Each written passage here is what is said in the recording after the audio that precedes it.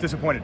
You know, our job as the coaching staff for Virginia men's lacrosse is to win games, win ACC games, to come to Koskinen Field and come away with a W, and we didn't do that. Obviously, I couldn't be more grateful for the men, the way we didn't go down. We might have been wobbly, you know, like a fighter who's taking taking a lot of body blows and a lot of hits to the head, but too much heart for us to go down. And you know, very grateful for the way we battled back and just kept believing, despite what the scoreboard said. And so the sting of the loss is somewhat balanced by this incredible gratitude that we all have for each other. That we're all in this together, and it's too important to us to go down on the canvas, to go out on the mat. And but still disappointed that we couldn't get W today. Yeah, 18 straight regular season games is a long time. How much of this is just mental? Yeah, I don't really think about it that way. I think about it that the fact that Duke beat us on our own field 2 weeks ago, and so that hurts. We don't want teams coming to our field in front of our fans, and so we wanted to make sure we stepped up and played better, and we didn't in the first half. And granted, Duke had a lot to do with it. Duke played really well offensively, and the face-off game, we're used to Petey LaSala giving us so many extra possessions, and that didn't happen today. But we found a way to keep fighting and overcoming them. But yeah, there's certainly Duke's has had a lot of success, you know, against a lot of opponents, and they've certainly had more than enough of success against us. And but I think for our guys, I don't know if we really focused too much on that.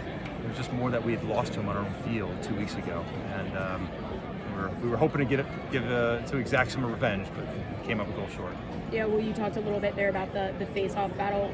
Patrick and I talked about it beforehand. You know, last time around it seems like you got all the face-offs and then couldn't hold possession. This time it was kind of reversed. How did you guys overcome that to stay in the game? Yeah, Matt Nunes is the biggest way we overcame it. We played better team defense as the game went on, but honestly, I look at that third quarter, Nunes just wouldn't let the ball go in, and then he kept doing that in the fourth quarter. You know, Matt Nunes had a fantastic second half, and so he made it look like we were playing better team defense, and he allowed us to overcome the gap in possessions that were happening at the face-off X. So Petey's a warrior.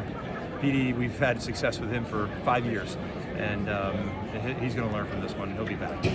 Yeah, and so then at halftime, they were almost, in a way, they could have ran away with it. What did you say at halftime to spark that rally?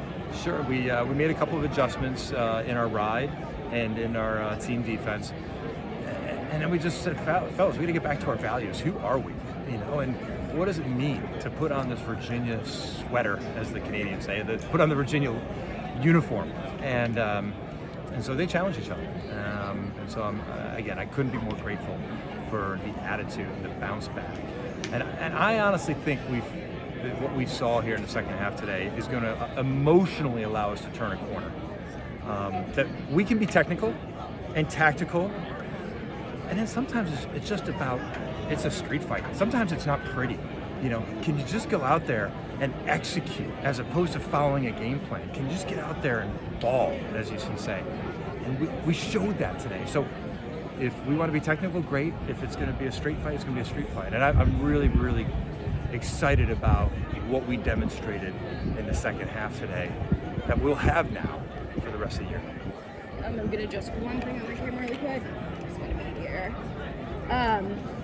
But I just wanted to ask one more question. The ACC put Danowski on afterwards, huh? Yeah. That's the first time I've seen. Middle of the game decision, it seemed like. Yeah, because they normally don't.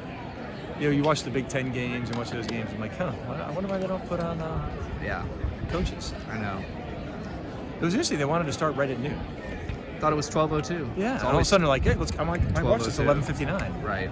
And I'm GPS synced to this watch, and I'm like, what's going on here? Yeah, it was weird. All right, Kev, sorry about that. Last thing I just wanted to ask is, you guys will probably face Duke again in postseason play. What do you take away from this to kind of prepare you for the possibility of facing them for a third time? Gosh, I know. It could be a Virginia-Duke trilogy. You know, we'll see. You know, we've got another ACC opponent, Syracuse, coming up here. But Yeah, it'll, if we were to face Duke again, we'll have to make some adjustments. They'll make some adjustments, and I'll give Duke credit today. They didn't come out and do the exact same thing they did last time, even though they won, which is not easy to do. When you win, you don't change the blueprint, but actually you got to keep innovating. And so give them some credit. They did some adjustments on offense, and I know our men would want another chance at it, but we'll see how it all breaks down and comes our way. But we're excited that we've got a couple more ACC games left, and to be home in front of our fans, in front of our own alumni weekend, this upcoming weekend against Syracuse. But yeah, again, I really do think we've turned a corner here, and I think there's a lot that we're going to take away that's positive from today. Earlier in the week, you talked about midfielders getting downhill and Yes. attacking the cage. Did you see that from Griffin Schutz today? We did, not early on, unfortunately. Griffin had a slow start, but as the game went on, and you certainly felt that in the fourth quarter, like just getting downhill. The chance we almost tied the game on when we got downhill and fed Peyton Cormier in the crease. Like, we were finding the opportunities, and that was what we wanted to do. Like, hey, fellas, I don't care if you're going to be guarded by a 6-foot defender. Go, get to the middle of the field. And we cracked the code in the second half, and that's really, really important. So I was ecstatic to see that. Thank you so